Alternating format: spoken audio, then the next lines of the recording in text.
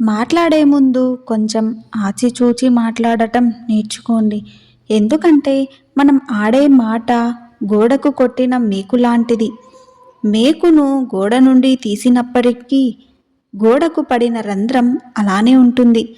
అలాగే క్షమించడం అని మాట వెనక్కి తీసుకున్నప్పటికీ కూడా ఆ మనస్సుకు పడిన గాయం మాన్పలేము.